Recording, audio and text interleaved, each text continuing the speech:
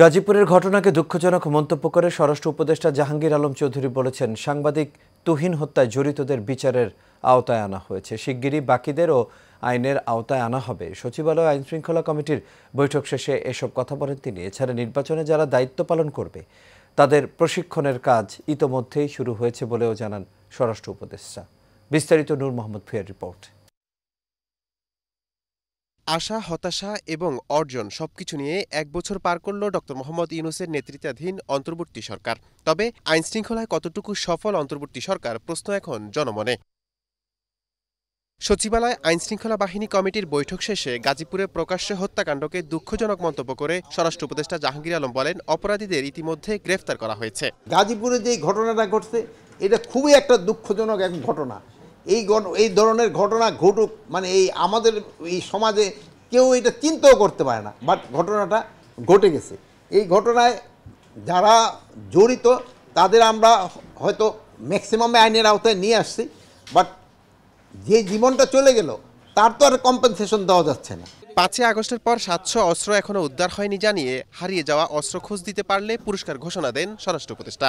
আমাদের যে হাতিয়ারগুলি হারাই গেছে এগুলির উদ্ধারের জন্য আমরা একটা সার্কুলার দিচ্ছি এবং আমরা একটা প্রাইজও ডিক্লেয়ার করতেছি যে ইনফরমেশনটা দিতে পারবে তারা আমরা একটা কত টাকা দিতে পারি, ওরকম একটা নিজেদের ভিতরে আমরা একটা কমিটি করে আমরা হয়তো 2-4 দিনের ভিতরে হয়তো মিডিয়ায় দিয়ে দিব। যদি আপনারা কেউ খবর দিতে পারেন তো ওই পুরস্কারটা সে পাবে। 700 কত রাজধানী মৎস্য বুঝি আমার নাই, যেহেতু বিভিন্ন জায়গা থেকে হারাইছে। এছাড়া নির্বাচনকে সামনে রেখে আইনশৃঙ্খলা বাহিনীর প্রশিক্ষণ শুরু হয়েছে বলেও জানান জাহাঙ্গীর আলম চৌধুরী। নির্বাচনের জন্য আমাদের কিন্তু ট্রেনিং মোটামুটি শুরু হয়েছে। নূর মোহাম্মদ ভূঁইয়া, এশিয়ান টেলিভিশন, ঢাকা। গত বছরের 5 আগস্ট অভ্যুত্থানে রাজধানী চানখারপুরে 6 জনকে গুলি করে হত্যার ঘটনায় মানবতা বিরোধী অপরাধের মামলার 8 আসামির বিরুদ্ধে সাক্ষ্য গ্রহণ পিছিয়েছে। আগামীকাল সোমবার এই মামলার সূচনা বক্তব্য ও সাক্ষ্য গ্রহণের জন্য দিন ধার্য করেছে ট্রাইব্যুনাল।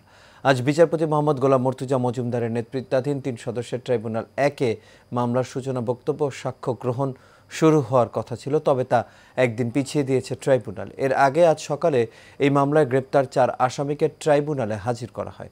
তারা হলেন শাহবাগ থানার বরখাস্ত হওয়া পরিদর্শক আরশাদ এবং 3 কনস্টেবল সুজন, ইমাজ হোসেন ইমন ও নাসিরুল। সাবেক ডিএমপি কমিশনার হাবিবুর রহমান হাবিব সহ অপর 4 আসামি এখনও পলাতক রয়েছেন। গত 21 এপ্রিল এই মামলায় 8 জনকে অভিযুক্ত করে ট্রাইব্যুনালে পূর্ণাঙ্গ প্রতিবেদন দাখিল করে তদন্ত সংস্থা। পরে 14 জুলাই আসামিদের অব্যাহতির আবেদন নাকচ করে অভিযোগ গঠন করে বিচার শুরুর নির্দেশ দেন ট্রাইব্যুনাল।